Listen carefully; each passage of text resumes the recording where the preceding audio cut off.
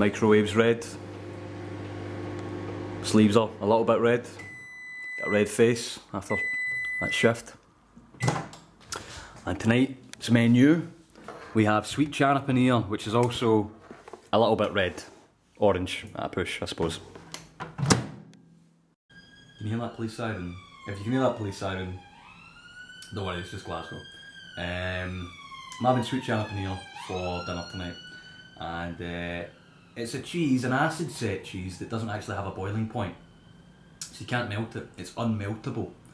And there was a time, the last time actually that Arsenal beat Liverpool at Anfield, that our defence was unmeltable.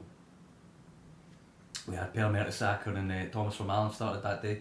And funnily enough, actually we had Vito Minoni in goals. Must have obviously been an injury problem with Wojciech Szczesny or something at the time, or he was smoking in Chelsea. I don't know. Anyway, that was a different season. So we won 2-0 that day, and funnily enough, we were wearing this exact strip. It was one of my first Arsenal games. I only go down every so often. It was my only Arsenal-Liverpool game that I've managed to attend. Abu Diaby, I don't know if you remember, played an absolute fucking blinder of a game. He wasn't long back from injury and he got called up to the France squad shortly after.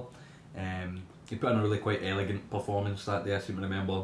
Little body feints and drops to the shoulder that was...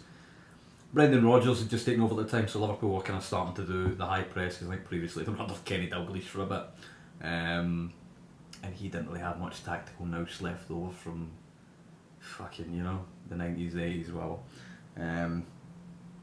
So they just started to kind of develop their press. They had Sturridge and Suarez up front, Sterling, Coutinho.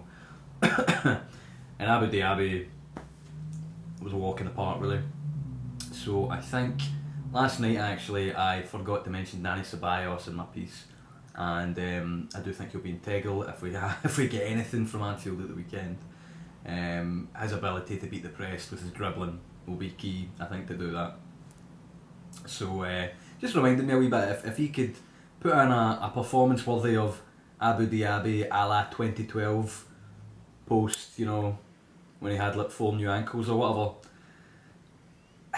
it could go a long way to getting us a point from Anfield, fingers crossed. So we won 2-0 that day. Cazorla and Podolski chipped in the goals. Can't quite remember Cazorla's goal. I know it was a tidy wee finish. I think it was on his weak foot actually. Well, no, he didn't have a weak foot, but Podolski's goal, I seem to remember it being set up in the left by Kieran Gibbs, because we were flanked that day by Jenkinson and Gibbs. But we really did have a solid defensive performance that allowed our players like Cazorla and Podolski to play. So if Ceballos could channel a wee bit of Cazorla and Nicolas Pepe could channel a wee bit of a striker come winger, left-footed Lucas Podolski, then I would really appreciate that at the weekend. But again, that's only going to happen if we have a kind of solid defensive performance. If we go with the back 3 or the back 4, they're going to have to play a blinder to keep out Firmino, Salah and Mane, and they're flanked by Alexander-Arnold and Andy Robertson on the other side. They chip in all sorts of crosses, and we saw how we struggled with that at Burnley last week. So here's hoping it goes well. I hope you've enjoyed this Arsenal Daily Digest. I'm going to finish off my sweet chana with paneer, and I hope you found that interesting as well. That paneer is an acid set cheese and has no boiling point. Good night.